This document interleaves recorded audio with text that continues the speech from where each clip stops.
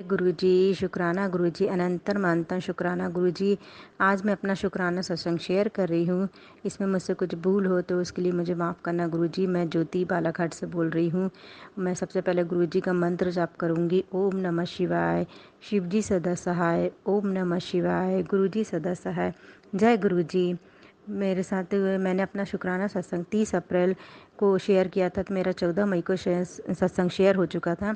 उसके बाद से मेरे साथ बहुत सारे छोटे छोटे सत्संग हुए हैं। तो वही चीज़ों के लिए आज मैं आपके सामने संगत जी मैं आपको बताना चाहती हूँ कि मेरे साथ कौन कौन से सत्संग हुए हैं।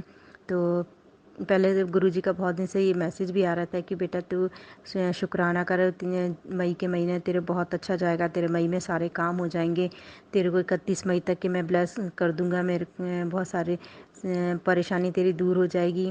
तो मुझे लग भी रहा था कि कुछ काम हो जाएंगे मेरे, लेकिन ऐसा नहीं हुए। अब पता नहीं क्यों नहीं हुए। तो मैं आपको मेरा 10 मई का सत्संग है। उस दिन भी गुरुजी ने मेरे को ब्लेस किया, क्योंकि मैं उस दिन 10 तारीख को मेरा बर्थडे था।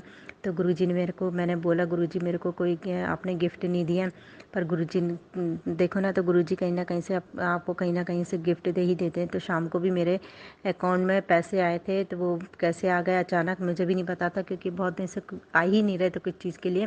मैंने कुछ काम चालू किए थे तो उसी के पैसे थे वो। तो वो शाम को अचानक 6 बजे के टाइम पे जैसे ही मैसेज आया, उसमें जब मैंने चेक किया तो पैसे आए, तो मुझे बहुत खुशी हुई। तो मैंने कहा लगता है शायद गुरुजी ने मेरे को कोई गिफ्ट भेज दिया है। तो बहुत बहुत शुक्राना गुरुजी आपका। उसके बाद का फिर आपको सत्संग बताना चाहती हूँ कि 27 मई की बात है। 27 मई को भी मेरे साथ एक ये हुआ था कि मैं बाहर पीछे अपने आंगन में जा रही थी, तो एक बटरफ्लाई थी, तो वो नाली में नीचे गिरी हुई थी। तो मेरे को देख के मेरे को लगा कि नहीं है, मैंने उसको उठाया अपने पास लाई, तो उस उड़ नहीं पा रही थी वो। तो मैंने उसको फिर पेड़ पे ले जाके उसको बिठाया, तो भी नहीं उड़ पा रही थी। फिर मैंने उसको आंगन में छोड़ दिया, उसको बटरफ्लाई को। तो वो दिन भर बहुत देर तक ही रही, शाम को फिर वो उड़ गई। तो उसके बाद एक दिन की बात और है कि जब भी एक मंगलवार के दिन की बात थी, 27 तारीख के बाद, तो मेरे घर में शाम को अचानक ही बटरफ्लाई आई, वो भी शाम को 6 बजे अंदर मेरे कमरे में घर के अंदर आई। तो मैं बैठी हुई थी, तो मैंने देखा, मैंने कहा ये देखो ना बटरफ्लाई कैसे आ गई। मैंने उसकी फ़ोटो भी ली, उसका वीडियो भी बनाया। तो बटरफ्लाई पूरे घर में कमरे में पूरे में उड़ती रही वो। फिर जाके भगवान के मेरे दरवाजे के पास जाके बैठ गई। तो मेरे अंकल जी आए, तो मैंने उनको भी बताया कि देखो आज हमारे घर में बटरफ्लाई आई हुई है। तो बोले देखो वो भगवान के कमरे में बैठी हुई है दरवाजे के पास।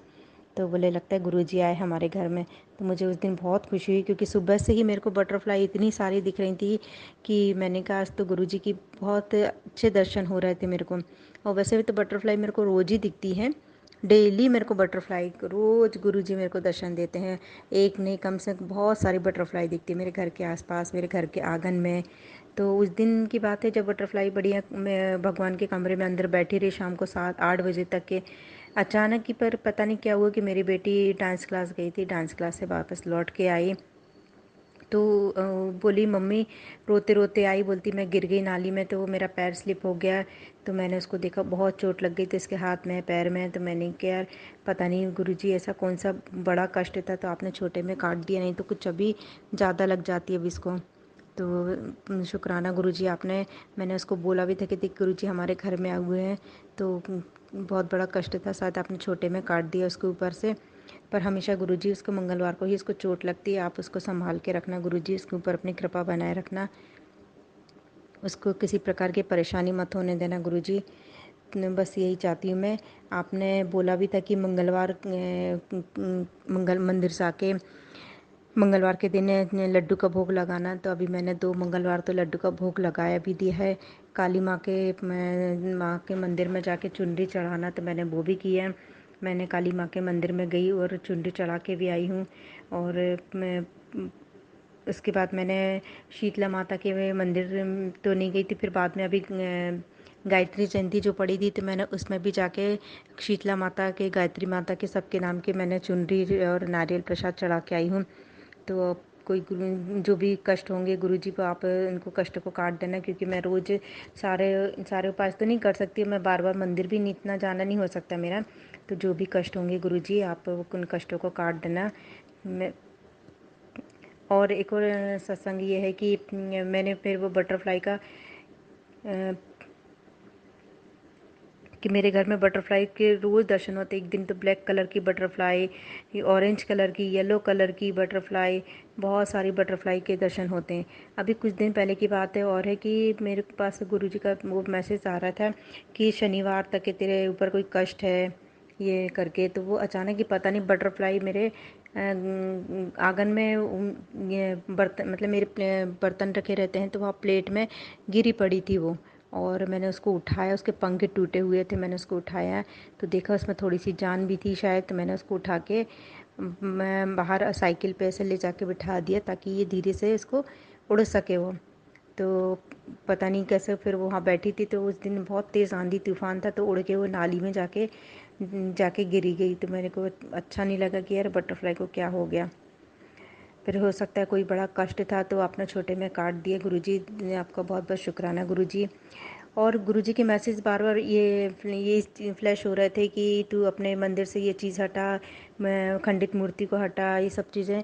तो मैंने कहा गुरुजी मेरे मंदिर में तो कोई खंडित मूर्ति है ही नहीं। तो फिर भी मैंने देखा तो मेरे पास एक वैष्णो माता की फ़ोटो थी तो उसका कागज़ ख़राब हो गया था। तो मैंने फिर भी उसको हटा दिया। ठीक है, मैंने कहा गुरुजी इसको हटा देती हूँ। फिर लेकिन उसके बाद फिर मैंने कई सत्संग सुने तो उसमें सत्संग में दिया था कि दिए का दिया था कि उसका खंडित दिया था तो उस वजह से। तो मैंने कहा ठीक है, शायद मेरे को भी ऐसा लगा कि मेरा भी दिया खंडित है। मैंने जब गुरुजी का स्वरूप आया था तो मैंने एक दिया छोट पीतल का एक दिया था, मैंने उसको रख दिया था। मैंने कहा गुरुजी के जोत के लिए, लेकिन वो ऐसा मेरे को नहीं मानता कि वो दिया टूटा हुआ था पहले से। तो फिर मेरे को भी लगा कि नहीं यार ये शायद खंडित ही होगा, इसी का बोल रहे होंगे गुरुजी कि मेरे स्वरूप के सामने से ये चीज़ को हटा। फिर मैंने एक नया दिया निकाला और नया दिया बहुत सुंदर सा दीपक निकाल के और गुरुजी की जोत के लिए रखा उसको। तो शुक्राना गुरुजी, आप इस छोटी छोटी चीज़ें हमको बताते रहते हैं। और सत्संग सत्संग तो मैं रोज़ जितना भी हो एक सत्संग दो सत्संग तो सुनती हूँ पर ज़्यादा तो नहीं सुन पाती। पर मैं ज़्यादा गुरुजी मैं सोचती हूँ कि इन वहमों में नहीं पढ़ना चाहती कि ये उपाय करने से वो उपाय करने से। मैं कहती हूँ जब गुरुजी अपने साथ हैं तो कुछ नहीं हो सकता हमारे साथ। बस गुरुजी का ये एक और बार बार मैसेज आ रहा था कि मैंने तेरे हस्बैंड को जल्दी एक बहुत बड़ा काम मिलेगा, घर भर जाएगा। तो गुरुजी में इनका काम उनको काम मिलने वाला है। पर वो गुरुजी आप ही की कृपा होगी तभी आप वो काम मिलेगा। गुरुजी जल्द से जल्द मैं चाहती हूँ कि उनको वो काम मिल जाए।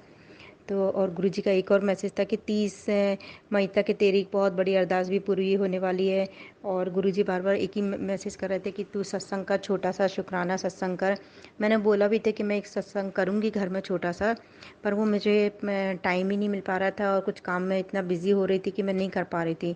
और मैं फिर मैंने कहा कि नहीं मेरे को सत्संग करना है। तो मेरी बहन ने भी मेरे को बोला कि तू 30 मई को समाधि दिवस वाले 31 मई को गुरुजी का सत्संग कर लेना। तो पर मैंने सत्संग की तैयारी शाम को 4 बजे की थी कि मैं शाम को 4 बजे गुरुजी का सत्संग करूँगी। तो मैं सब तैयारी में लगी। तो मैंने कहा तो मेरा तैयारी क्या करूँ, मेरे को तो कुछ समझ में भी नहीं आ रहा था। मेरे पास कुछ ज़्यादा चीज़ें भी नहीं थी, गुरुजी का चरण स्वरूप भी नहीं है मेरे पास। तो मैंने कहा मैं कैसे करूँ, ना मेरे पास ना कोई कोरा कपड़ा है ना कुछ।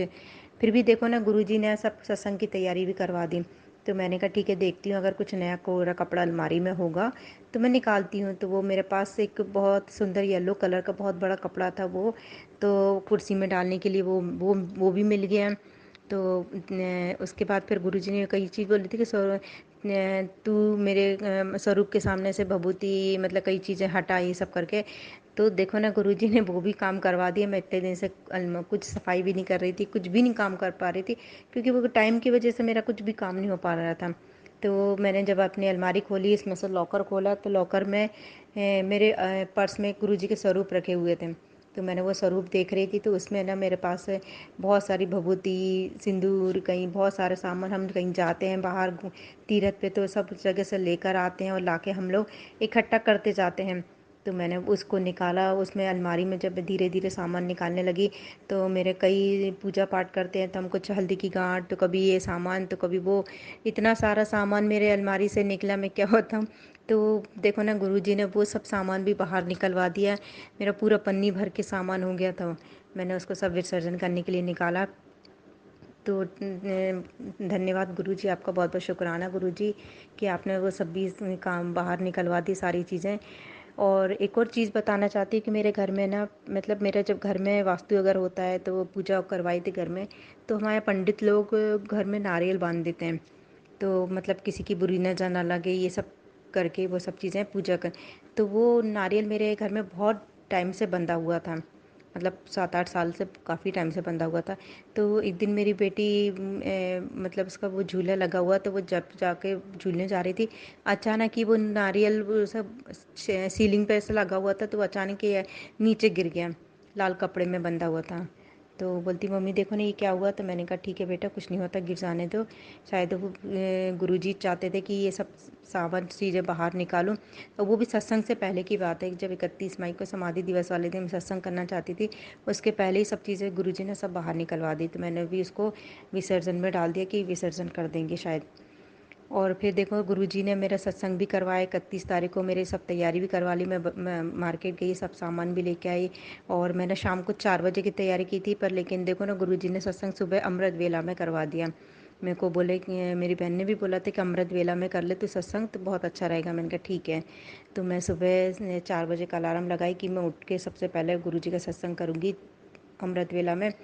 तो मैंने 4 बजे का अलार्म लगाई, पर गुरुजी की कृपा देखो कि मेरे को गुरुजी ने 3:30 बजे मेरे को उठाया।